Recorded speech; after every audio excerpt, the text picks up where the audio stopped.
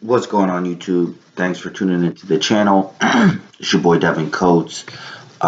This is another edition of 48 Days with the 48 Laws. Link in the description below where you can pick up your copy. That's the best way you're going to get the most value out of this. Just a brief, little preface, man. Been struggling getting these up every day. I don't know how these daily vloggers do it, man. There's definitely a high level of commitment and just waking up every day and being ready to do this. But I'll jump right in. Law 26, keep your hands clean. You must seem as a paragon of civility and efficiency. Your hands are never soiled by mistakes and nasty deeds. Maintain such a spotless appearance by using others as scapegoats and cat's paws to disguise your involvement. So he separates this in two parts. First one is to kind of conceal your mistakes and use a scapegoat. The story he used was pretty good. It was Cesar Bourgeois. Basically, this guy's running a kingdom. There's one province or area in particular that's kind of being rebellious and is very unstable for years. So what he does is he hires a very brutal general to basically set things straight, and he gives them full command to do whatever he wants. So this guy basically sets the law and straightens everything out, but he's so brutal and crazy that eventually all the townspeople pretty much hate him for the harsh punishments over nothing. So after a while, basically what Cesar or Caesar or whatever comes in and does is he realizes that this guy's gone too far, and then he basically kills the guy and pikes his head in the middle of the town to kind of show what he's done to kill him. So basically what he did was he needed somebody to come in and brutally set the law straight, get everything in order, but he didn't want it to be himself. So he basically gave this guy free reign to do whatever he wanted, knowing that he was going to go too far. Once he set things straight and went too far, he killed him and let the townspeople know that I actually cleared up the problem, even though he kind of created it in the same way.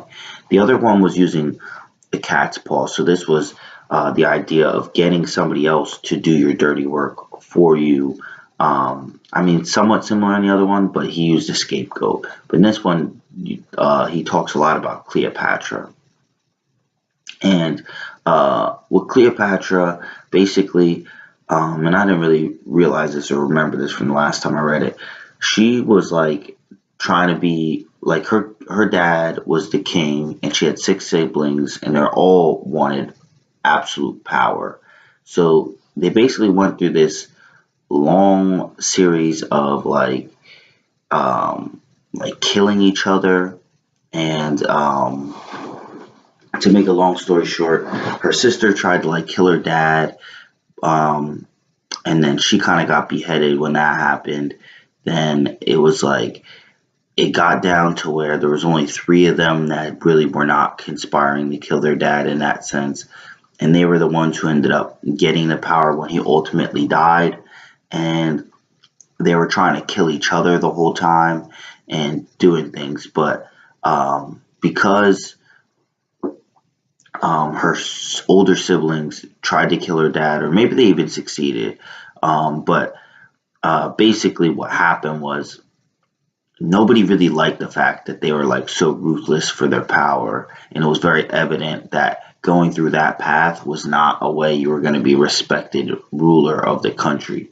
So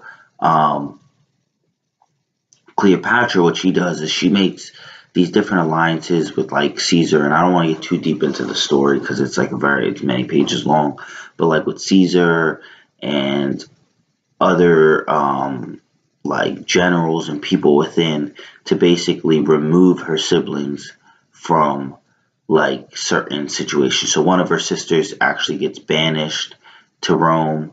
She doesn't kill her, but then she makes friends with Mark Antony or Caesar, whichever one, depending on where it was in the story, and convinces them that she's plotting some kind of rebellion against him, and then he has her killed. So she never had to do it. She had him do her dirty work. Or she had her brother. Her brother was trying to fight. Was actually trying to attack Cleopatra and get stake in the city.